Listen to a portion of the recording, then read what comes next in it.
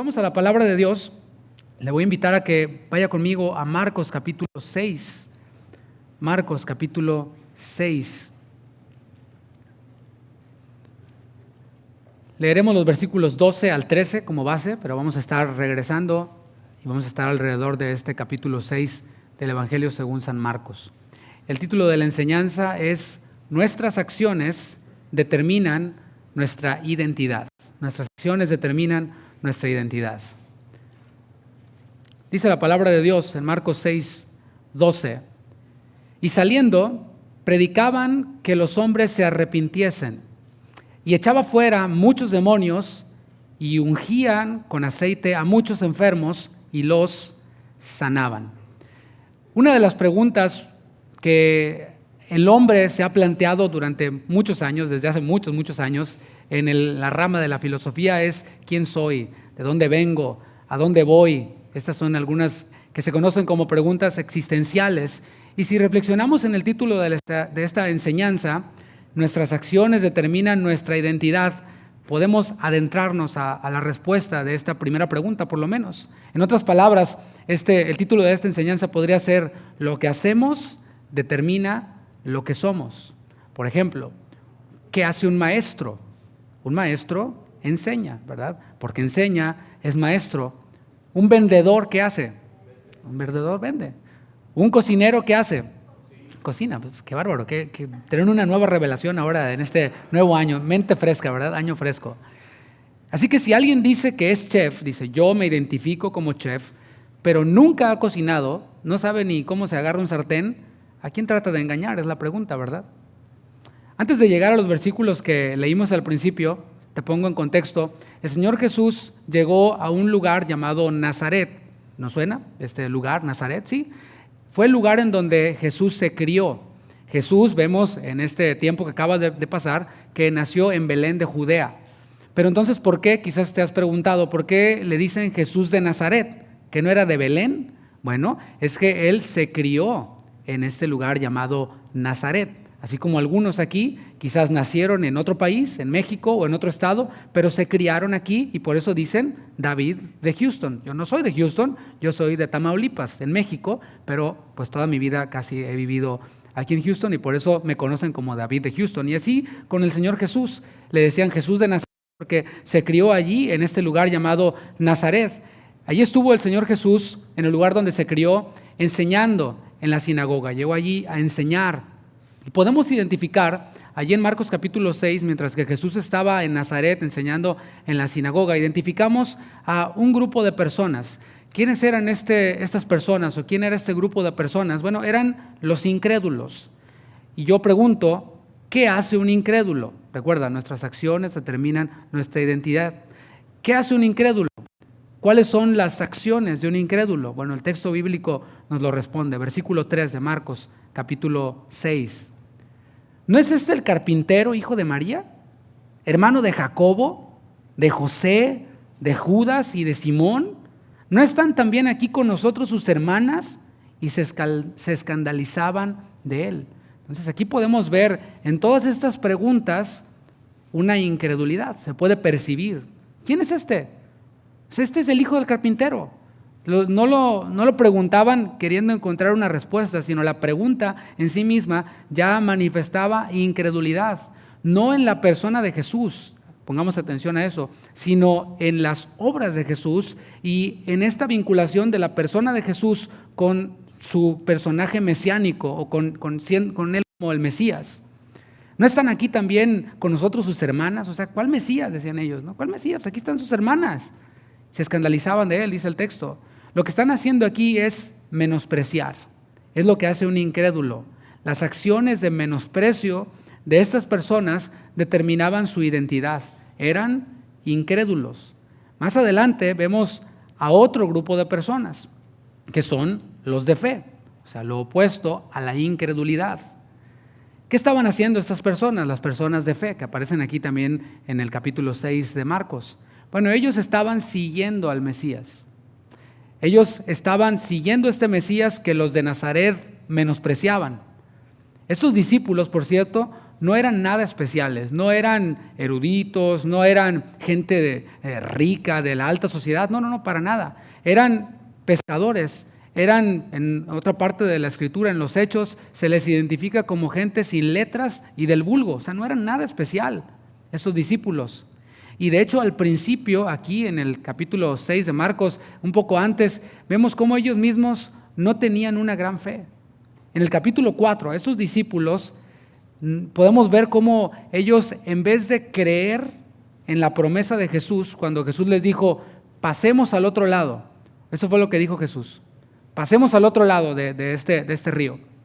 Entonces les dice, pasemos al otro lado, y entonces viene una tempestad. ¿Y qué hacen ellos? En vez de recordar la promesa de Jesús que fue pasemos, o sea, vamos a llegar al otro lado, en vez de eso, dice la palabra que temieron con gran temor a causa de esa tempestad que golpeó la barca en la cual ellos iban.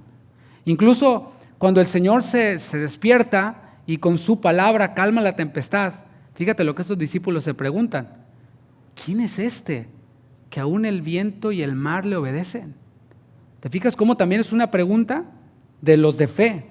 No tenían una fe muy sólida, pero al final estaban dispuestos. Y estos otros decían, ¿y este quién es? ¿No es el carpintero? ¿No es el hijo de María? ¿Quién se cree? Podemos ver la diferencia. Ese poco conocimiento que tenían esos discípulos, esos hombres de fe, esa poquita fe que ellos tenían, comenzó a fortalecerse. Y aquí podemos ver un primer principio. A lo mejor tú has empezado este año y estás empezando este año, en este primer día del año, con el propósito de ahora sí me voy a congregar. Es un buen propósito. Ahora sí le voy a echar ganas. Es un excelente propósito. No hay mejor propósito que ese. Y a lo mejor dices, bueno, todavía no sé mucho, todavía tengo luchas, todavía, etcétera, etcétera. Ningún problema, mis hermanos. Lo importante es empezar. Lo importante es dar este primer paso y fortalecer esa pequeña fe, esa poquita fe que tenemos. Y la pregunta es, ¿cómo se fortalece la fe? Te doy la respuesta, obedeciendo. La fe se fortalece obedeciendo. Y es lo que vamos a ver en los siguientes versículos. Vamos a ver cómo la obediencia a Cristo determina nuestra identidad como discípulos. Si yo digo que soy discípulos, entonces estoy o he de estar obedeciendo a Cristo en la medida de mi capacidad. No puedo tratar de buscar cosas muy profundas si no entiendo primero las básicas. Eso es algo simple. Jesús dijo que el que es fiel en lo muy poco va a ser puesto en lo mucho. Entonces igualmente obedecemos en esas pequeñas cosas y nuestra fe se va fortaleciendo, vamos poniendo la base para poder obedecer en cosas más complicadas. Vamos a comenzar a leer en el versículo 6 de Marcos, capítulo 6, Marcos 6, versículo 6. Dice la palabra, y recorría las aldeas de alrededor. Estoy leyendo la segunda parte del versículo. Y recorría las aldeas de alrededor enseñando. Y aquí podemos ver un primer punto, y es que nuestra fe crece cuando nosotros nos exponemos a la palabra de Dios. Es lo que dice Romanos 10:17, ¿te lo sabes? Romanos 10:17 dice que la fe viene por el oír y el oír por la palabra de Dios. Así que si yo deseo que mi fe se fortalezca, debo de tomar esta iniciativa de exponerme a la palabra de Dios. Y no solo de exponerme a la palabra de Dios, sino también disponerme a la palabra de Dios. Déjenme explico estas dos cosas. Exposición a la palabra de Dios es estar de cuerpo presente. Es estar escuchando, ¿sí? Estoy presente, me estoy exponiendo. Ahora mismo usted se está exponiendo a la palabra de Dios. Pero la otra palabra es disponerme a la palabra de Dios. Estoy dispuesto a hacer, a obedecer lo que se me está hablando, lo que se me está enseñando. Son dos cosas distintas. Hay quienes se han expuesto a la palabra muchísimo, han escuchado muchísimos sermones, han leído muchísimos libros, han ido a sin número de conferencias y tienen hasta sus fotos. Mira, en el año 95 fui a la conferencia quién sabe qué, y luego viajé a Toronto y viajé a Bogotá y viajé a no sé dónde, a tal conferencia, a tal curso, a tal capacitación, pero ves sus vidas espirituales y están así como bonsái, como el arbolito ese pequeñito, enanos espirituales. No han crecido, están estancados, han sido expuestos a la palabra, pero no se han dispuesto a obedecer esa palabra a la que han sido expuestos. Así que nuestra fe crece cuando nos disponemos y nos exponemos a la palabra de Dios. Aquí podemos ver a Jesús recorriendo las aldeas enseñando, y es que eran muchas las aldeas que estaban alrededor de Nazaret. Se calcula que eran alrededor de unas 50 aldeas, ¿te imaginas? 50 aldeas a donde Jesús iba. Por eso el día viernes decía cómo el Señor nos puso el ejemplo de servir hasta el cansancio. ¿Tú crees que eran las condiciones que tenemos el día de hoy? No, para nada. Hoy en día tenemos Holiday Inn, hoy en día tenemos In-N-Out, ¿verdad? Comida rápida que está abierta hasta tarde y tenemos muchos recursos. En ese tiempo no lo sabía. Y el Señor Jesús no se detuvo por eso, no se desanimó por eso. Él vino e hizo la obra que el Señor le encomendó con los recursos que había. Y fue a una aldea, a otra aldea, a otra aldea, 50 aldeas, alrededor de 50 aldeas. Porque leímos ahí rápidamente, y recorría las aldeas, pero ¿cuántas? Alrededor de 50, enseñando. Así que estos discípulos que iban alrededor de Jesús estuvieron también expuestos a cada una de las enseñanzas que el Señor Jesucristo dio en cada una de esas aldeas. ¿No te parece maravilloso eso? A mí me hubiera encantado estar por lo menos en una, escuchando al Señor Jesús enseñar. ¿Cómo enseñaba el Señor Jesús? No tenemos por qué especular, está en la palabra. Podemos ver cómo Él enseñaba a través de parábolas. No le buscaba 5 pies al gato, siendo Jesús el que conoce todas las cosas. No andaba con cosas en rollos raros, no. El Señor les enseñaba a través de parábolas. ¿Por qué? Porque su propósito era que su enseñanza se entendiera. Su propósito no era apantallar a nadie. Hay predicadores que se paran ante un púlpito con una gran oratoria y con cosas raras e ideas o palabras que nadie entiende, todo para apantallar y que digan, wow, qué tremendo el siervo de Dios. No le entendí nada, pero habló tremendo. ¿Sí? No, Jesús no se andaba con esas cosas. El Señor Jesús les hablaba de tal manera que su audiencia pudiera entender lo que Él estaba hablando. Uno debe, como maestro, como predicador, debe de identificar a la audiencia a la que uno le está hablando.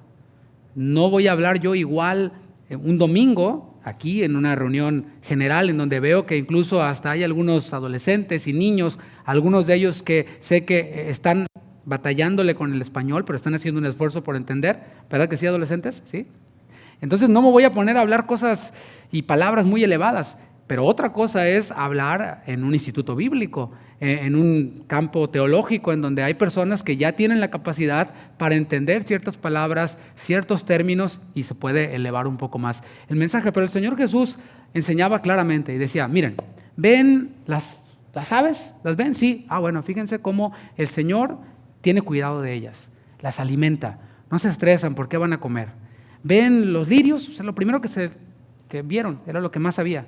Bueno, los lirios tampoco se estresan, ni van a Macy's, ni van a Ross, no, ellos se visten, el Señor los viste porque Él tiene cuidado de ellos. Bueno, así también, y les enseñó, el Señor tiene cuidado, así como de los lirios, así como de las aves. Así enseñaba el Señor Jesús. Y allí estaban estos discípulos escuchando una enseñanza, otra enseñanza, siendo expuestos al Señor Jesús. Así que ellos no solo escucharon la enseñanza del Señor, sino que también fueron testigos de las sanidades que el Señor Jesús realizaba. Porque el Señor Jesús no solo enseñaba, sino que también sanaba, atendía a las necesidades de las personas que estaban allí. No les reprochaba, simplemente veía la necesidad y, movido por su compasión y por su misericordia, muchas veces sanaba, y lo vemos los viernes, como algunos ni siquiera volvían ni por el cambio, pero el Señor Jesús lo hacía. Y el Señor Jesús sabía que esa persona no iba a volver ni por el cambio, pero aún así el Señor le sanaba, resolvía su necesidad. El Señor Jesús no solo enseñaba, no solo sanaba, sino que también liberaba a los que estaban endemoniados o poseídos por demonios. El Señor hacía todo esto, y en eso consiste el discipulado. Consiste en aprender del Maestro, en aprender del Señor Jesús. Lo vemos en la palabra. Se aprende ¿cómo? Oyendo, y se aprende también viendo. Por eso los viernes estamos abriendo nuestra Biblia y viendo cómo el Señor Jesús realizó sanidades físicas a los enfermos. ¿Para qué? ¿Nada más para obtener información? No, para aprender. Yo quiero aprender y estamos aprendiendo, ¿verdad que sí? Y mientras que aprendemos, estamos también disfrutando de la bendición de ver sanidades físicas en personas. Y es maravilloso que nuestro mensaje no es solamente una teoría, no es solamente un discurso, es poder, dice la palabra. El evangelio es poder de Dios para salvación. Es poder de Dios también para sanar, y lo estamos viendo, cómo el Señor ha sanado, y yo creo que el Señor lo seguirá haciendo. No creo que el Señor tuvo eso solamente para el 2022. El Señor va a seguir haciendo esto durante el 2023 y hasta que el Señor venga, hasta que venga lo perfecto, entonces va a seguir ocurriendo todo esto. El Señor Jesús no estaba interesado en hacer prosélitos, ¿se entiende? En ganar adeptos, en ganar followers, como ocurre hoy en día. Alguien abre su canal en YouTube, abre un blog, una página, ¿y qué hace? Dale like, suscríbete, ¿sí? Porque está buscando seguidores, está buscando adeptos. O en el lado de la política, ¿qué hacen los políticos? Sobre todo allá en nuestros pueblos, en nuestros países, ¿qué hacen? Pues van y se quitan el traje, se ponen una polo shirt y se ponen ahí entre toda la gente, saludan a la señora, al campesino y se toman la foto y hasta le hacen como que trabajan, como que ayudan, ¿verdad? Porque están en campaña, están ganando prosélitos. Algunos de ellos les dan hasta, no sé, su despensita y sus 50 o 50 dolaritos, sus 500 pesos, qué sé yo. ¿Para qué? Para que se acuerden de ellos cuando llegue el momento de votar. Están haciendo prosélitos allí, pero el Señor Jesús, mis hermanos, no vino a hacer prosélitos. Él mismo dijo que Él, gloria de hombres, no la recibía. Tú dices, ¿cómo? Pues no se supone que hemos de glorificar a Dios. No. Él decía, yo no busco el reconocimiento terrenal de los hombres. Incluso cuando algunos querían hacerlo rey a causa de las señales que hacía, el Señor Jesús salía corriendo, se les escondía, porque Él no vino a buscar gloria de hombres, reconocimiento como el que se le da a cualquier político, como el que se le da a cualquier maestro. El Señor llama a discípulos, el Señor llama a los que creen en Él como el Mesías. Y no solo el Señor les llama, sino que también les da una misión. Lo vemos en el versículo 7 de Marcos capítulo 6. Después llamó a los 12 y comenzó a enviarlos de dos en dos y les dio autoridad sobre los espíritus inmundos. Fíjate cómo el Señor no nos salva para que nos quedemos de brazos cruzados. Hay quienes creen eso. Hay quienes, incluso pastores, que apoyan esta idea. Dicen, no, pues ya se convirtió, bueno, ahí siéntese y yo me encargo. Y bueno, si necesito algo, contrato a alguien para que pueda suplir esta necesidad, para poder atender a la gente. Pero hermanos, una iglesia así va en camino a la destrucción, va en camino a su fin.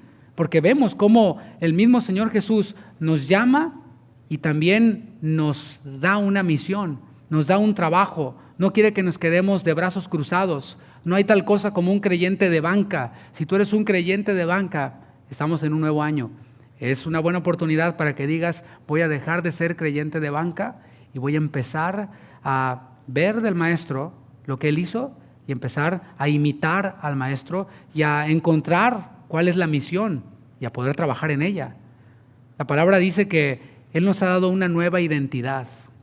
El llamado a la salvación trae consigo un llamado al servicio.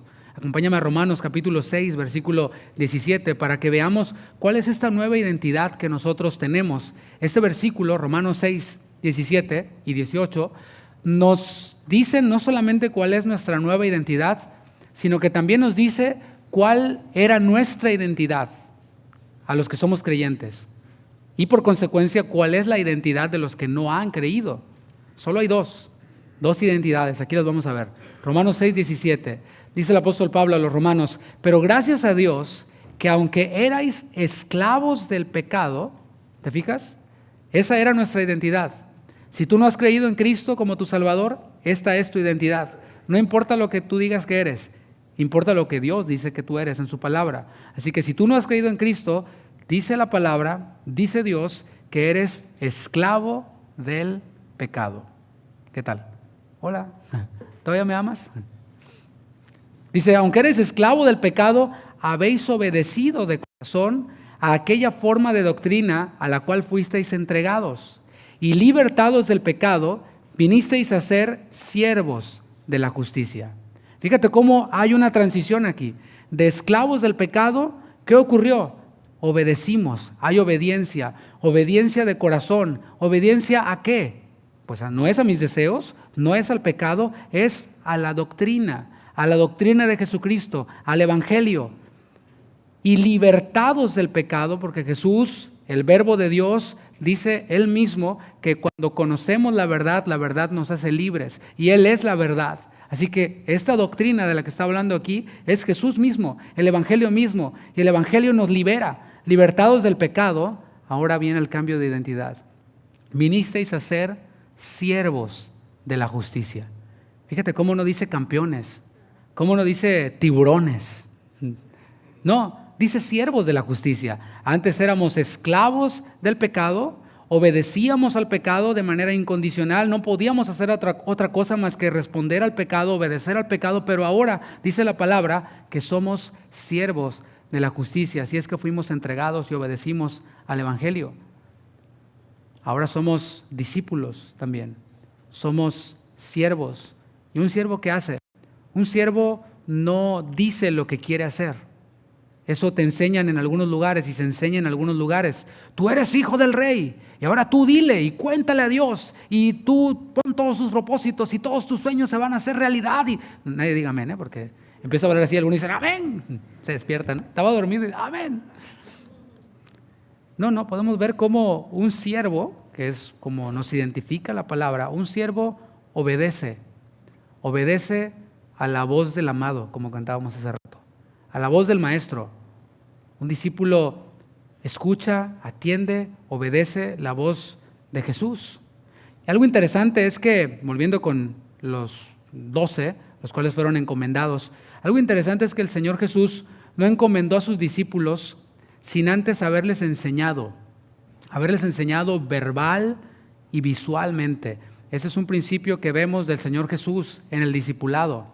Vemos cómo la primera etapa del discipulado, después de que el Señor les llama, la primera etapa del discipulado tiene que ver con enseñanza, pero una enseñanza muy particular, que es de ver y oír.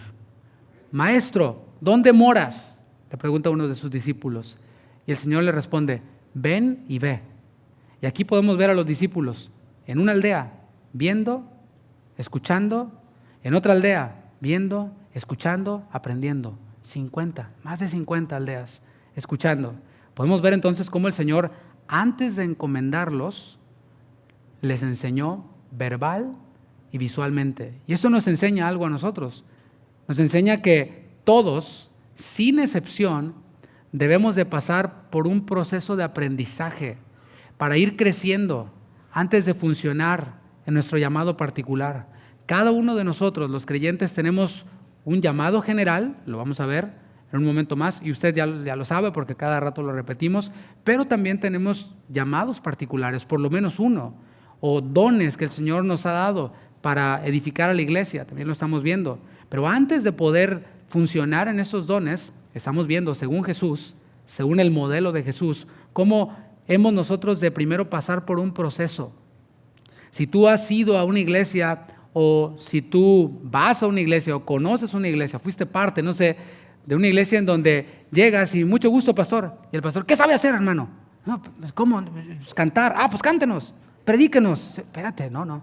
Sal corriendo de ahí, por favor. Porque están haciendo las cosas precisamente todo lo opuesto a lo que el Señor Jesús lo hizo. ¿Sí? O sea, no están haciendo las cosas como Jesús, sino al contrario. Y podemos ver ejemplos en la palabra. Vemos cómo el apóstol Pablo pasó un tiempo en Arabia, en el desierto de Arabia, aprendiendo del Señor Jesús por 3 años. No se lanzó así rápidamente. Después de esa escena que vemos en la palabra, en donde tiene un encuentro con el Señor y dice, Señor, ¿qué quieres que haga? Y el Señor le dice, bueno, ve a esta calle, a esta dirección, a esta ubicación, allí te van a decir lo que tienes que hacer. Pues ahí va, Pablo recibe la vista. No empezó inmediatamente el apóstol Pablo a escribir cartas, a plantar iglesias. No. Estuvo 3 años en Arabia, en el desierto, aprendiendo en este discipulado. Así que Jesús envía a sus 12 con una misión. La misión de los 12 no era diferente a la misión del maestro. ¿Por qué? Porque pues, ellos eran aprendices de él. No podían innovar, no podían cambiarle, no podían, bueno, Señor, esa es tu misión, pero nosotros queremos tener otra misión. No. Ahora bien, la lógica nos dice, porque dice el texto que los envió de 2 en 2, pero la lógica nos dice que si iban 12 personas, hubiera sido mejor, según la lógica, que fueran por separado. Que fuera uno y que hiciera la obra, que fuera otro por otro lado y que hiciera la obra, y tienes 12 personas haciendo la obra. La lógica nos dice que eso sería algo funcional. Pero el Señor no los mandó así, porque sus pensamientos no son nuestros pensamientos, porque Él no piensa ni opera según la lógica humana. Él espera de nosotros fe. Y muchas veces lo que Él demanda de nosotros y sus métodos no tienen nada que ver con nuestras ideas, o como se hace en el mundo, o como se ve en un curso de capacitación empresarial, o qué sé yo. No, el Señor los manda de 2 en 2. Vayan de 2 en 2. En vez de ir uno, otro, van de 2 en 2. Es que el Señor Jesús mismo eligió hacer su obra acompañado. ¿Has pensado eso? Aunque el Señor podía solito con el trabajo, ¿cierto? Él decidió hacer su obra acompañado. No sé, especulemos por un momento. Yo creo que el Señor Jesús sí hubiera podido hacer su obra solito y asistido por ángeles. Hubiera podido hacerlo, claro, es poderoso para hacerlo. Más adelante, cuando el Señor Jesús fue arrestado, ¿qué ocurrió? Sale Pedro, ya al final, ¿no? del ministerio terrenal de Jesús, ya era, digamos que iba avanzado en la carrera de discípulo, y tiene esta prueba Pedro. ¿Qué hace Pedro? Saca la espada y no le iba a cortar la oreja al ayudante del sumo sacerdote, iba a la yugular, nomás que el ayudante del sumo sacerdote era así como tipo Matrix o no sé, ¿no? Pero se movió y en vez de darle a la yugular, le corta una oreja, ¿sí? Y por eso dicen que Pedro era torero, no se crea. Entonces le corta la oreja y el Señor Jesús le dice, oye, Pedro, tranquilo, ¿acaso piensas que no puedo ahora orar a mi Padre y Él me daría más de 12 legiones de ángeles? El Señor Jesús tenía legiones de ángeles a su disposición. Él podía haber hecho su obra solo y asistido por ángeles, pero Él, en su soberanía, eligió hacer su ministerio acompañado. ¿Y acompañado de quién? De hombres comunes y corrientes, así como tú y como yo. De la misma forma, cuando el Señor envió a sus discípulos, no envió a cada uno por un camino diferente. Esto nos enseña que en la obra de Dios no hay llaneros solitarios. Si tú eres uno, arrepiéntete, cambia tu manera de pensar. Si tú sigues a alguien, es una buena pregunta. ¿Este líder es un llanero solitario o está sujeto a la autoridad de Dios, pero Dios delega autoridad a otros? ¿Eres un llanero solitario o te sometes a la autoridad? Y es que el compañerismo es una bendición. ¿Cuántos dicen amén? La misma palabra lo dice en Eclesiastés 4:9. Dice la palabra, mejores son 2 que 1, porque tienen mejor paga de su trabajo. Porque si cayeren, y nos plantea esta posibilidad, cualquiera de nosotros podemos caer, dice Gálatas capítulo 6. Dice, considerándote a ti mismo, no sea que tú también seas tentado. Dice, si alguno de vosotros fuere sorprendido en alguna falta, cualquiera podemos caer.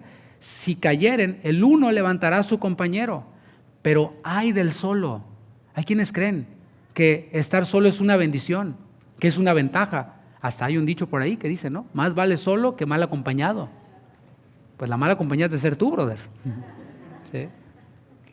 Ay del solo, o sea, ese ay no es de haber, está sin H, es ay de dolor. Ay del solo, qué dolor por el solo, pobre del solo, que cuando cayere no habrá segundo que lo levante. Y si tú habías estado caído durante el año pasado, 2022, es buena idea que consideres lo que dice la palabra y que te integres y que te hagas rodear de compañeros, de hermanos en la fe, que cuando te caes puedas ser levantado. Nadie es obligado a esto, mis hermanos. Nosotros no obligamos a nadie. Si alguien por decisión propia se desvincula de la iglesia y deja de venir, nosotros no somos de los que vamos a ir a tocarle la puerta y lo vamos a sacar de las sábanas y a traerlo y a presionarlo y a acosarlo para que venga. No, esto es una decisión. Podemos ver cómo el Señor Jesús atendió a ¿quiénes? A los incrédulos, a los que decían, ¿y este quién es? No, y se andaban con sus rollos. No, el Señor los dejó. Ahí se hacen bolas ustedes, ¿sí? El Señor atendió a los que estaban con Él, a los que caminaban con Él. ¿Cuándo tú ves al Señor Jesús yendo, oye Pedro, ¿vas a venir hoy a la clase o no? No sé, Señor, es que muchos peces, no sé, ahí te aviso. No vemos eso. Vemos al Señor Jesús más bien cuando les habló acerca de comer su carne y beber su sangre. Dice la palabra que muchos de los que se decían discípulos, que se identificaban como discípulos, dejaron de seguirle. ¿Y qué hizo el Señor?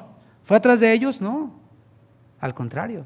Volteó con los que quedaban y les dijo, ¿y ustedes qué? ¿También quieren ir? ¿Y qué dice Pedro? Señor, ¿a quién iremos si solo tú tienes palabras de vida eterna? Y yo creo que el Señor le dijo, bueno, pues síganme los buenos, ¿no? Y continúa adelante. Podemos ver entonces cómo el compañerismo es una bendición. Al final de Marcos capítulo 6, versículo 7, que leímos hace un momento, dice que Él les dio autoridad. Diga autoridad. Esa palabra autoridad es la palabra griega exousia. ¿Qué es esta palabra exousia o autoridad? Es el derecho o la validez que tiene alguien para hacer algo. ¿Sí? Un policía, ahí en el vecindario donde yo vivo, viven un par de policías, y ellos, cuando salimos a correr nosotros por la mañana, mi esposa y yo, ellos salen con su uniforme puesto. ¿Sí? Entonces allí ellos tienen la autoridad, tienen la validez para ejercer esta autoridad. Son el poder que ejecuta, ¿verdad? La autoridad. Pero cuando mi vecino, el policía, no tiene puesto su uniforme, es el vecino Ponce, se apellida Ponce, es un ciudadano más. No tiene puesto su uniforme, no trae su placa. Esto es la palabra exousia, autoridad, es el derecho o la validez que tiene alguien para hacer algo.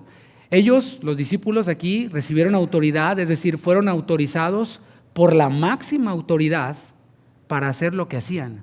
Es decir, si yo quisiera ser policía, no puedo ir a Goodwill o a un lugar de esos, a la Pulga, a comprarme una placa, la consigo o me la busco en el mercado negro o no sé dónde y me la pongo y digo, ahora yo quiero ser policía, ¿sí? Y detente en el nombre de la ley. No, yo no puedo hacer eso, ¿sí? Es ridículo. Bueno, nos reímos, pero hay quienes hacen esto en el ministerio. Hay quienes dicen, no, pues ahora me place ser autoridad. ¿Y quién te puso? No, yo, el Señor es mi pastor. Son llaneros solitarios. Aquí podemos ver cómo la máxima autoridad, que es el Señor Jesús, les delega autoridad, les da este derecho. Y aquí podemos ver el orden de Dios. Antes de este momento, los discípulos no tenían esta autoridad sobre los espíritus inmundos. Es interesante esto. Estaban en proceso de aprendizaje. Estaban en una aldea, en otra aldea, en otra aldea, pero llegó el momento en el que ellos reciben esta autoridad sobre los espíritus inmundos. ¿Qué es lo que hicieron antes? Iban a una aldea, escuchaban, veían al Señor echando fuera los espíritus inmundos y aprendían.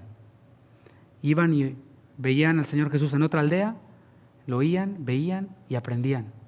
Y es lo que podemos ver nosotros aquí mismo. Hace un par de semanas, una hermana dio testimonio de que cuando estábamos aquí orando, vino un niño y oró por ella, le puso las manos y fue sanada. El Señor usó a este niño. ¿Sí? Sí, hermanos, porque a lo mejor tú fuiste movido, ¿verdad?, para orar, pero dijiste, no, ¿qué van a decir? ¿Qué van a pensar? Y si no se sana, y ahí te quedaste. ¿Sí? Pero un niño, por eso leíamos al principio que el que no se hace como niño, pues no entra al reino de Dios. Y este niño viene, ora por ella y se sana. La pregunta es, ¿de dónde sacó eso este niño? Pues vino, oyó, vio y ejecutó. Y eso es de eso estamos hablando, mis hermanos. Los discípulos antes no tenían esa autoridad sobre los espíritus inmundos, solo vieron al Señor Jesús liberar a otros. Y vale la pena hacer una advertencia aquí acerca de la importancia de actuar bajo autoridad. Vamos a Hechos capítulo 19, porque no quiero hacer la advertencia tomando un ejemplo así como actual, aunque se pudiera, ¿no? Hay muchos ejemplos que pudiera tomar, incluso cercanos a nosotros, pero vamos mejor a la palabra. Es mejor idea.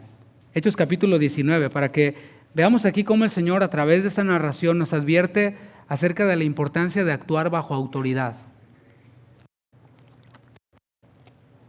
¿Ya lo tiene? Hechos 19, versículo 13. Pero algunos de los judíos, exorcistas ambulantes, intentaron invocar el nombre del Señor Jesús sobre los que tenían espíritus malos, diciendo: os conjuro por Jesús, el que predica Pablo.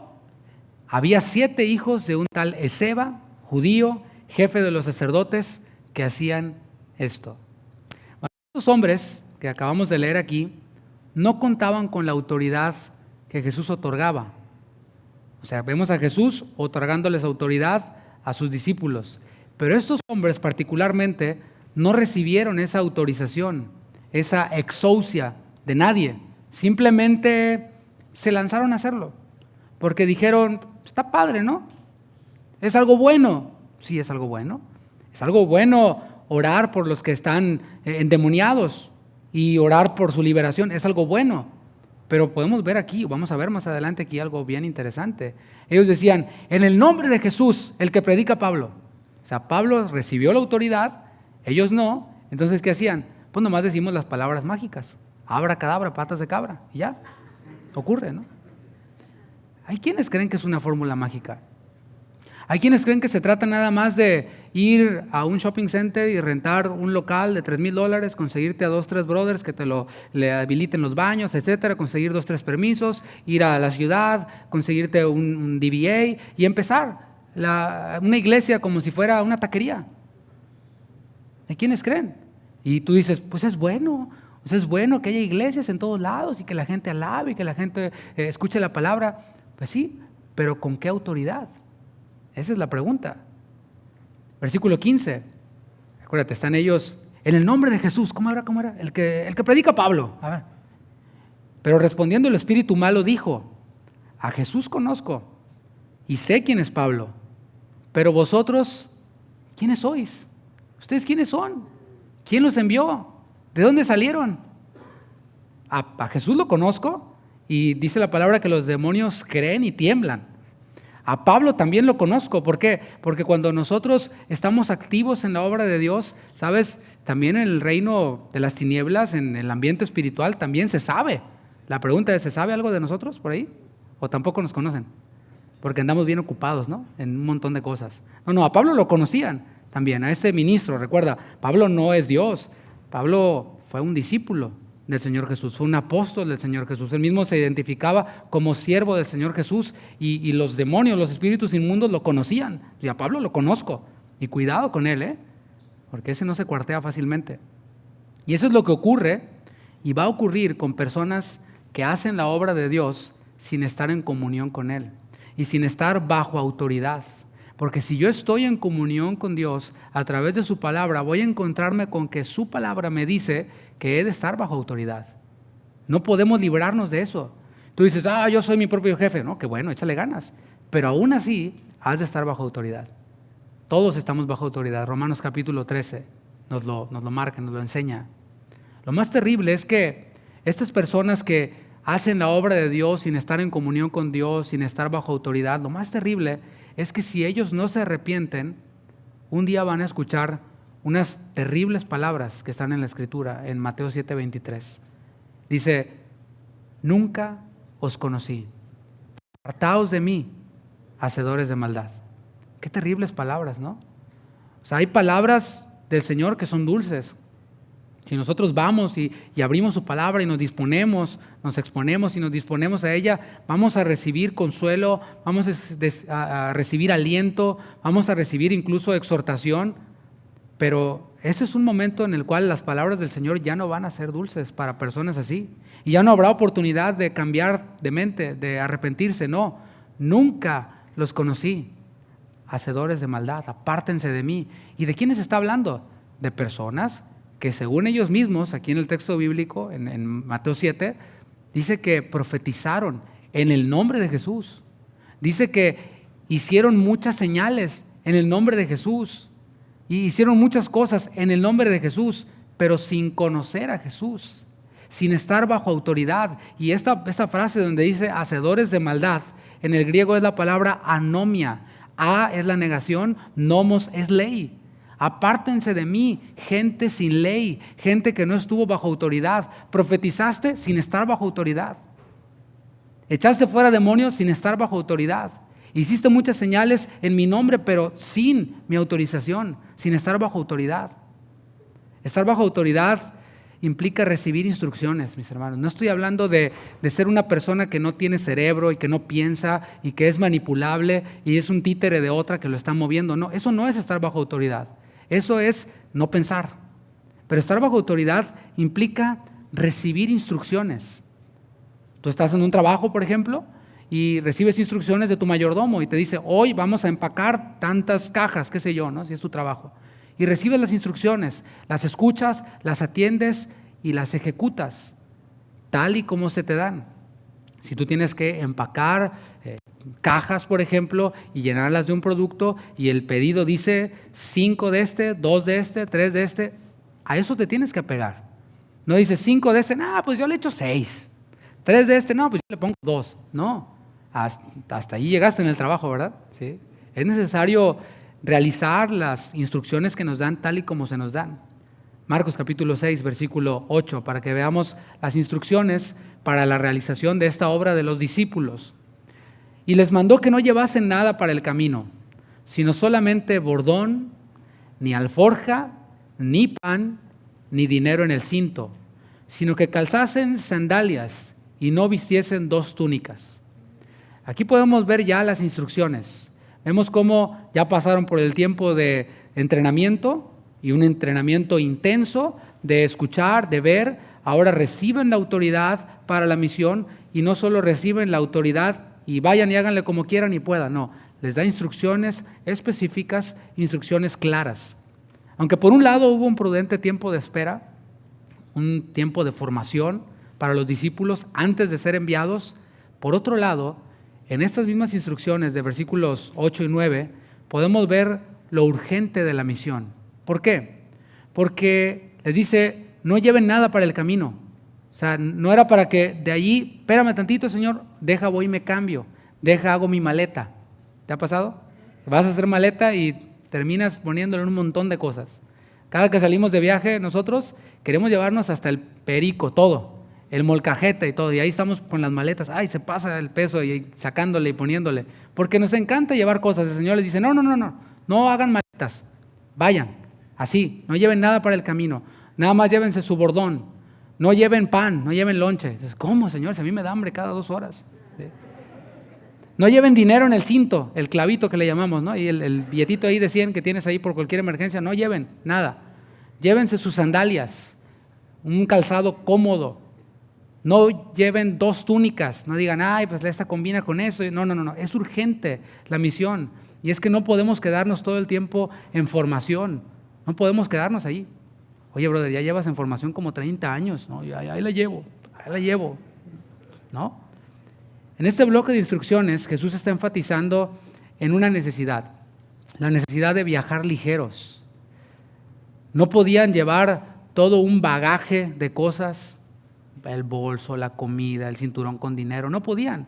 Solo debían de llevar lo más necesario. Un bastón, sus sandalias, la túnica que llevaban puesta y párale de contar. ¿Cómo aplicamos esto a nuestra vida? Si es que tú dices, yo soy discípulo, esa es mi identidad, estoy viendo que el Señor da autoridad, que el Señor me envía. Bueno, ¿cómo puedo aplicar estas instrucciones a mi vida? Porque muy pocos de aquí usan bordón, sandalias, ¿verdad? ¿No?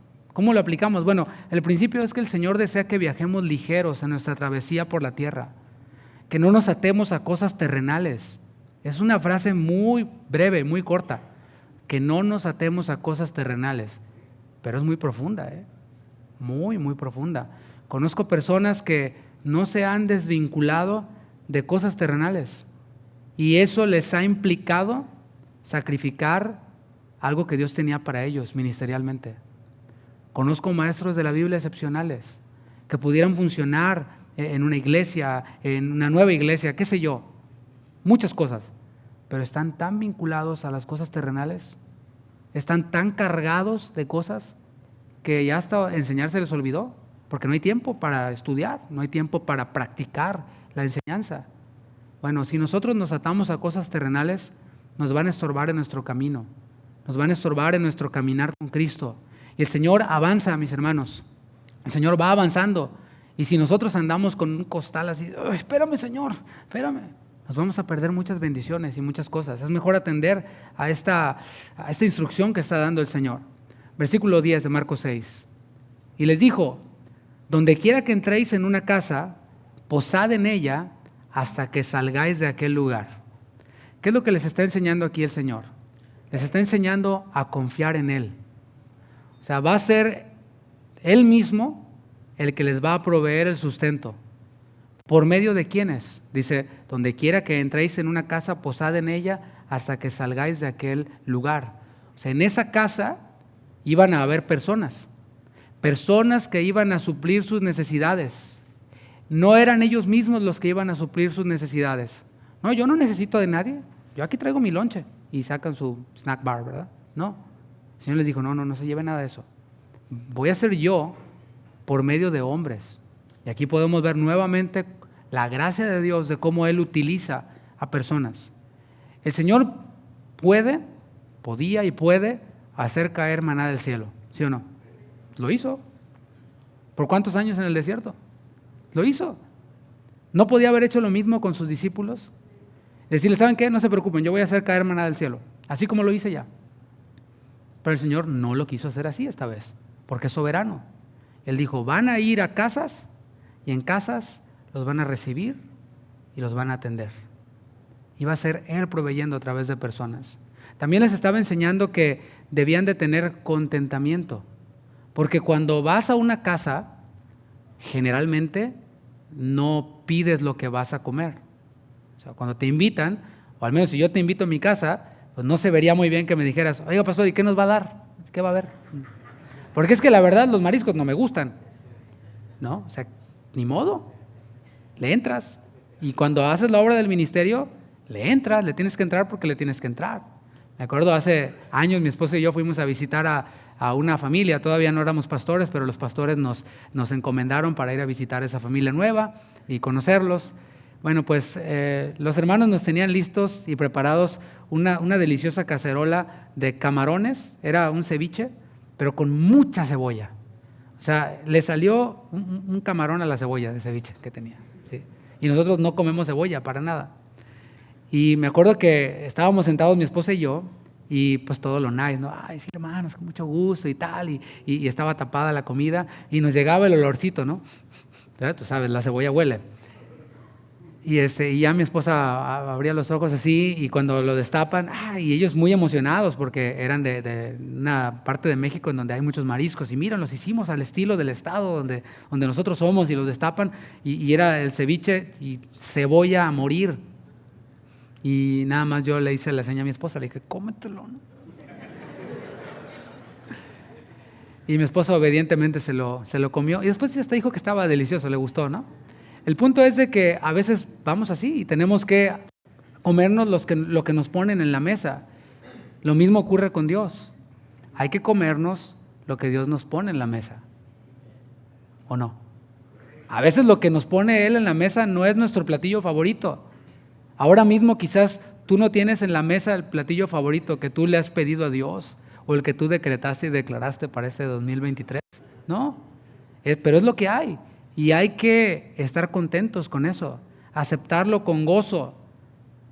Dice el apóstol Pablo, he aprendido a tener contentamiento cualquiera que sea mi situación, mi circunstancia. He aprendido a tener abundancia, así como para tener escasez. En todo y para todo estoy enseñado. He aprendido a comer unos alambres de carne, ¿sí? Así, y la picaña, ¿no? Maravilloso, pero también chapulines, con su chilito, su tortillita, delicioso, ¿verdad, pastor? El otro día lo pusimos a prueba al pastor acá. Versículo 11 de Marcos 6. Y si en algún lugar no los recibieren ni los oyeren, salid de allí y sacudid el polvo que está debajo de vuestros pies para testimonio a ellos. De cierto os digo que en el día del juicio será más tolerable el castigo para los de Sodoma y Gomorra que para aquella ciudad. Ahora, aquí leemos esto de sacudirse el polvo de los pies. ¿Qué es esto? Era algo que nosotros no entendemos bien, pero que ellos lo entendían a la perfección.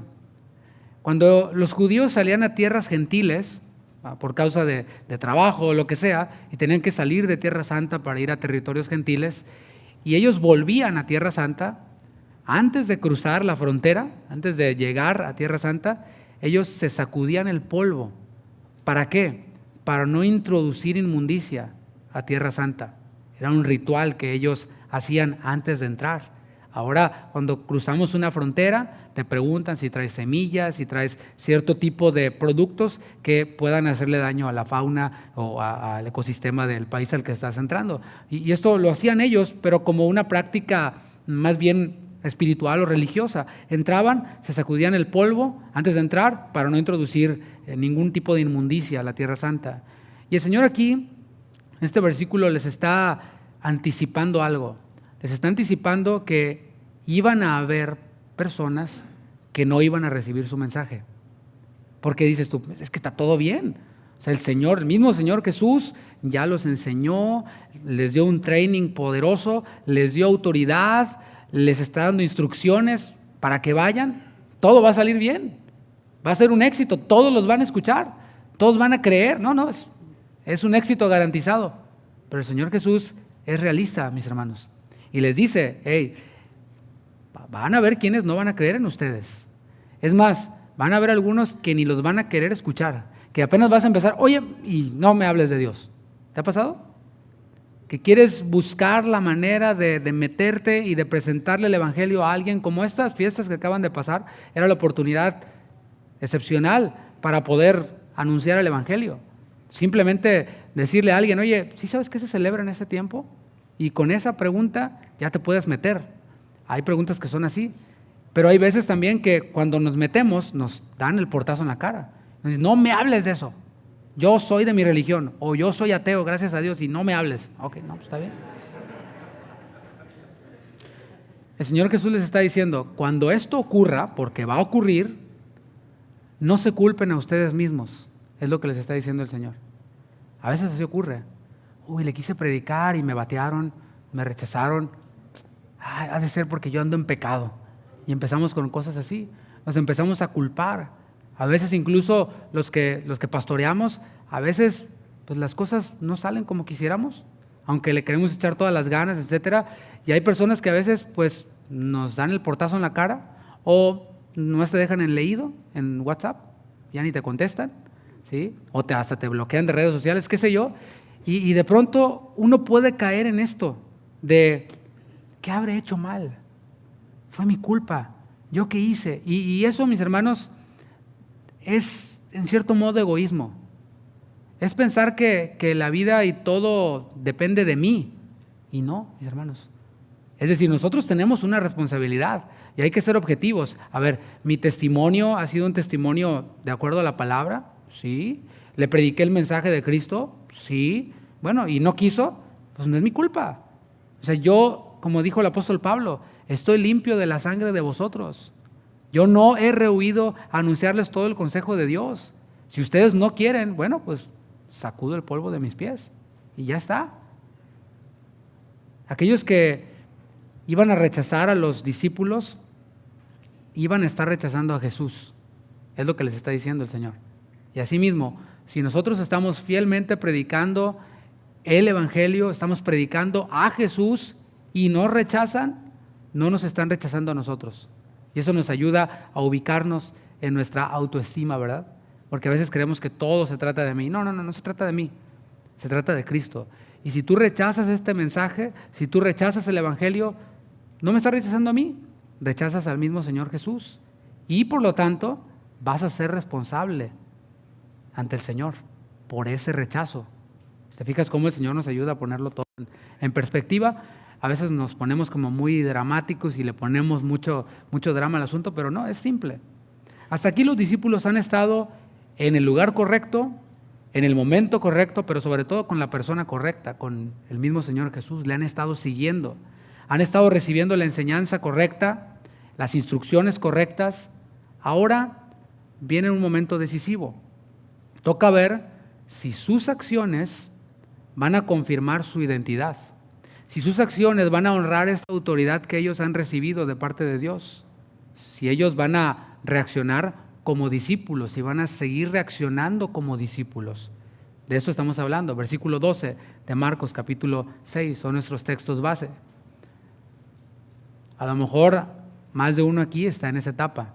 He estado en el momento correcto, en el lugar correcto, escuchando la doctrina correcta. Soy discípulo hasta ahora, pero ahora el Señor te quiere llevar al siguiente nivel y hay que demostrar si somos discípulos. Fíjate lo que hicieron ellos, versículo 12. Y saliendo, predicaban que los hombres se arrepintiesen. ¿Qué tal? Leemos aquí que los discípulos, ¿qué hicieron? Obedecieron. El Señor les da las instrucciones, les dice cuando vayan, va a pasar esto, no lleven esto, y luego los vemos a ellos obedeciendo. Dice, y saliendo. O sea, y se fueron inmediatamente. No lo cuestionaron. No dijeron, oye Señor, pero a ver, explícame esto, y por qué esto, aquello, y si cuando tú me expliques eso, entonces sí, y si tú me respondes a esto, no. No. Ellos simplemente obedecieron. Ellos ya no dudaron. Acuérdate que en el capítulo 4 de aquí de Marcos, ellos dudaron. Dudaron a la promesa del Señor que les dijo, vamos a pasar al otro lado, y viene la tempestad y empiezan, ay Señor, sálvanos. Y luego, ¿quién es este que aún le obedecen los vientos? Ya no. Ahora su fe está sólida. Ahora ellos están obedeciendo sin dudar, sin cuestionar. Tampoco dijeron la típica frase que he escuchado a veces, que es esta. Cuando se encomienda a alguien, cuando se le pide a alguien que ya estás verde, ya no estás verde, perdón, ya estás maduro. Y ahora no queremos que te caigas de maduro, ahora te vamos a asignar esta tarea. Y escucho esta frase a veces. Déjame orar para ver si es la voluntad de Dios. Déjame orar para ver cuándo es el tiempo. Es bueno eso, pero hay veces que ya es evidente, ya están todos los elementos, pero disfrazan de espiritualidad su cobardía. Muchos, en ocasiones. O salen cosas como, es que yo no lo siento. Espérate, ¿es montaña rusa o qué onda, brother? ¿Sí? Bueno, ellos no se anduvieron con eso. Ay, Señor, es que no siento. No, dice, y saliendo, predicaban que los hombres se arrepintiesen. Ahora, cuando salieron en obediencia, algo que llama mi atención es que no trataron de innovar con el método. Sí, sígame con esa palabra, método.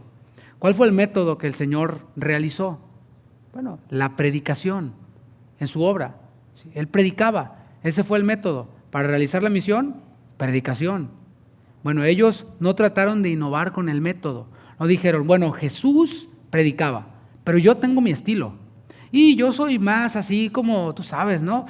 Más dinámico y me gusta más, mejor le hago así, con entretenimiento y hacemos un show y a eso. No. Ellos no trataron de innovar. Ellos vieron que para Jesús era prioridad la predicación e hicieron lo mismo, predicar. Porque un discípulo hace lo que ve a hacer a su maestro. Predica. Y eso no ha cambiado, mis hermanos. Han pasado más de 2000 años de que el Señor Jesús caminó por esta tierra y, ¿sabes? El método del Señor no ha cambiado. Dice la palabra en 1 Corintios 1:21 que a Él le ha placido salvar a los hombres por la locura de la predicación. No hay otro método. Es la predicación del Evangelio, la locura de la predicación, ¿sí? Porque algunos salen con cosas como, es que el hombre nada más puede escuchar y retener por 30 minutos porque lo leí, lo dijo, no sé quién. Estudios revelan y demuestran que... Quédese con sus estudios, demuestran. Porque el Señor por más de 2000 años ha salvado a los hombres por la locura de la predicación. Es que no estamos comunicando ideas de hombres. Es el Espíritu Santo el que dio vida, el que inspiró la palabra y es el que da vida. Y las ideas de hombres se quedan por ahí bailando. Allá déjelo en las universidades. Y salen con estas cosas. Dicen, solamente puede retener 30 minutos. ¿Y las clases en la universidad cuánto duran? O sea, hay tantas contradicciones. Pero qué bueno que el Señor no enmienda su palabra, no cambia su metodología, no cambia de parecer. Él sigue siendo el mismo ayer, hoy y seguirá siendo el mismo por siempre. Tampoco los discípulos los vemos ni tratando de innovar con el método, ni tampoco los vemos tratando de innovar con el mensaje. Porque sí, puedes predicar es anunciar, es proclamar. Puedes proclamar los beneficios de un producto, pero ellos no trataron de innovar el mensaje tampoco. No predicaron entretenimiento. O sea, no hablaron de, no sé, ellos mismos, su testimonio o cosas como estas. No. Ellos predicaron arrepentimiento. Este era el contenido de su mensaje, lo estamos leyendo. Dice, y saliendo predicaban a los hombres que se entretuviesen. ¿No, verdad? No. Ellos saliendo predicaban que se arrepintiesen. Predicaron exactamente el mismo mensaje que oyeron de su maestro. El mismo mensaje. Desde el comienzo de su ministerio, el Señor Jesús comenzó a predicar esto, arrepentimiento. En Mateo capítulo 4, versículo 17, no tienes que buscar, yo te lo leo, pero es después de que el Señor Jesús fue llevado por el Espíritu al desierto para ser tentado, sale de allí, dice la palabra que ángeles le servían y comienza el Señor a predicar. ¿Qué predicaba? Dice Mateo 4, 17. Desde entonces comenzó Jesús a predicar y a decir, arrepentíos, porque el reino de los cielos se ha acercado. ¿Sí? Eso es lo que predicaba el Señor. Arrepentimiento. ¿Qué es arrepentimiento? Cambio de mente. Cambiar tu manera de pensar. Es dar un giro. Después de haber cambiado tu manera de pensar, dar un giro opuesto a la dirección a la que ibas. Eso es arrepentimiento. Y la misma palabra, una sola palabra, arrepentimiento, ya en sí misma es ofensiva. Ya en sí misma es, ¿cómo te puedo decir?, políticamente incorrecta. Porque vivimos en un mundo en el que no le digas que no al niño, porque lo vas a traumar. ¿Cómo que no le voy a decir que no? Entonces, ¿todo le voy a decir que sí? Sí, y ahí estamos viendo el resultado de la generación en la que vivimos. Hasta en la música que escuchan, ¿no? Yo no me voy a meter por ahí. Pero estamos viendo el fruto, el resultado de esa filosofía. Pero no, el Señor Jesús en su mensaje no buscaba ser políticamente correcto. Él no vino a ser políticamente correcto. Él vino a salvar lo que se había perdido. Eso vino. Él no vino a condenar el mundo, sino a que el mundo sea salvo por él. Y el arrepentimiento decía que en sí mismo es ofensivo. ¿Por qué? Porque si tú le dices a alguien que se arrepienta, ya en esa misma palabra le estás diciendo que está mal. ¿Sí? Ya le estás diciendo, o sea, cambia tu manera de pensar. No, pero ¿yo? Pero si yo estoy bien. No, pero mira, estás mal. Bueno, pero lo hago con buenas intenciones. ¿Sí? O no le hago daño a nadie. O ¿quién eres tú para juzgarme? O etcétera, etcétera, etcétera. Todo lo que el mundo por ahí dice, espero que nadie diga eso acá también, ¿no? Arrepentimiento ya nos habla de que necesitamos cambiar nuestra manera de pensar. Hay quienes dicen que son discípulos de Cristo, pero sus palabras y sus acciones no dan evidencia de ello. Si tú estás caminando con Jesús, tus palabras y tus acciones van a ser las mismas de Jesús. Es lo que estamos viendo aquí. Ellos habían estado con Jesús y sus palabras y sus acciones eran como las de Jesús. Y esto, como acabo de decir, si tú y yo estamos caminando con Él, nuestras palabras y nuestras acciones van a ser las mismas del Señor. Versículo 13. Y echaban fuera muchos demonios y ungían con aceite a muchos enfermos y los sanaban. En primer lugar vimos que ellos predicaban arrepentimiento, ¿cierto? En segundo lugar vemos la liberación de espíritus inmundos y vemos también la sanidad para los enfermos. Ese es el orden: predicación, liberación, sanidades. Pero algo ocurrido últimamente que como que vamos a cambiarle el método, ¿sí? Muchos lo que hacen es, en vez de predicar el evangelio, es directamente liberación, liberación. Y hay hasta ministerios de liberación que te dan la cartografía espiritual de no sé qué y que ven demonios hasta en la sopa, ¿no? Espérame, ya está, ¿qué onda con esta? La Siri me está aquí hablando. Y le cambian. Y su prioridad es echar fuera demonios. Su prioridad es todo esto sin que haya predicación, sin que haya absolutamente nada. Solo está este énfasis, ¿sí? La palabra dice en Marcos 16, 17 que las señales siguen a los que creen. Eso debe estar en nuestro corazón y en nuestra mente, ¿sí? La fe viene por el oír, y el oír por la palabra de Dios. Así que para que haya fe, es necesario que se haya hablado primero el Evangelio, que se haya hablado primero esto en lo que se va a creer. Ahora, lo hemos visto también en la palabra, como Dios, siendo soberano, si Él quiere, puede sanar y liberar a alguien sin que haya habido predicación. O sea, lo hemos visto en la palabra. Pero no debemos de hacer de la excepción la regla. Hemos nosotros de tener como prioridad predicar la palabra de Dios, y entonces las señales siguen a la predicación, al creer, a la fe en esa predicación. El poder que el Señor Jesús les dio, ellos no lo usaron para su propio beneficio. Eso es algo muy interesante también. Lo usaron para beneficio de los demás. Ellos no llegaron con, a ver, yo traigo autoridad de Jesús, yo soy aquí el ungido. No. Ellos lo usaron para servir a otros, para sanar, para echar fuera demonios de los que estaban poseídos. Y es que cualquier dádiva que nosotros recibimos de parte de Dios, debemos de ponerla a su servicio. Cualquiera, mi hermano.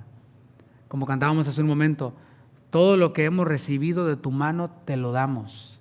No es para nosotros.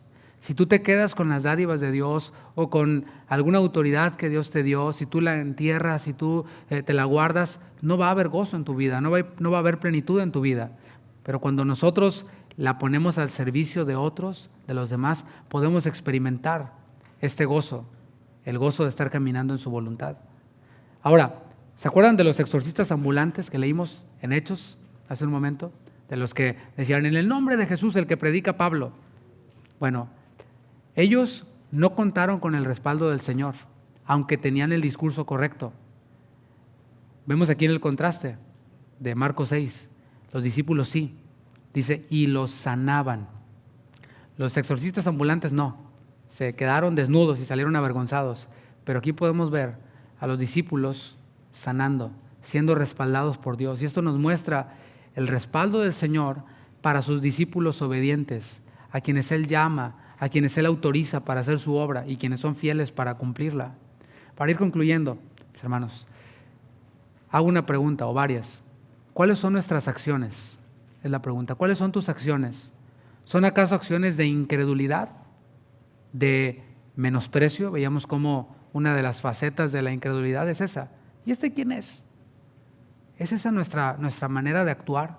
¿De estar menospreciando a otros? Ay, este paisita. De envidiar, porque detrás de lo que había en toda esta gente de Nazaret que menospreciaba a Jesús, se percibe también una envidia. Pues conocemos a sus hermanas. ¿De dónde hace todo esto? ¿Sí? Había una cierta amargura, una cierta envidia. ¿Acaso es esa nuestra manera de ser? ¿Son esas nuestras acciones de envidia, de menosprecio? ¿O son nuestras acciones de obediencia? Obediencia siempre va vinculada con la fe. Primera de Pedro 1:2 dice, elegidos según la presciencia de Dios Padre, en santificación del Espíritu, para obedecer y ser rociados con la sangre de Jesucristo. Gracia y paz os sean multiplicadas. Nuestra obediencia a Cristo en su palabra es la evidencia de que somos discípulos. Si nosotros estamos obedeciendo, estamos creyendo, estamos obedeciendo, estamos dando evidencia de que somos discípulos de Jesús. Nuestras acciones determinan nuestra identidad.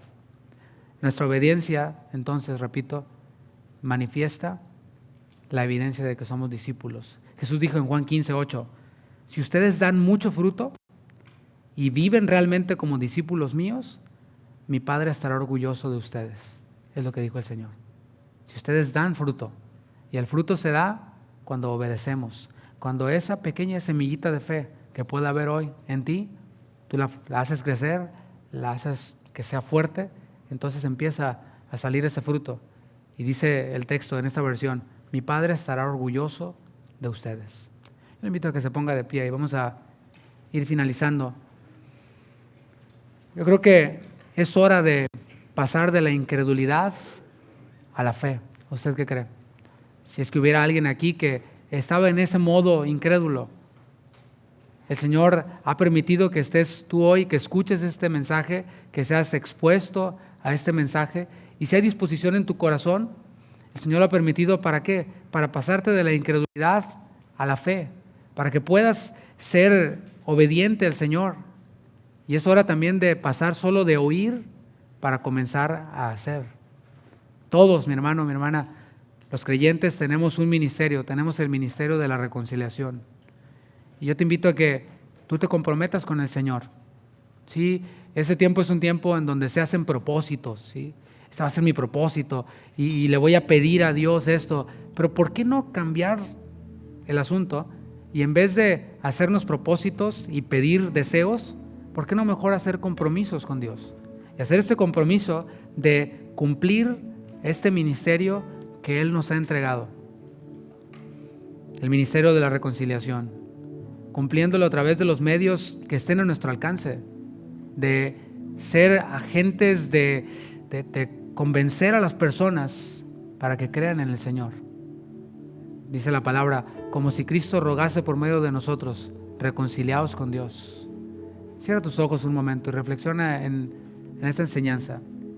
Alguno de los puntos que fueron expuestos puede ser algo que hoy haga un clic en tu vida y que puedas ver una diferencia si tú te comprometes con Él. Aquí estamos, Señor.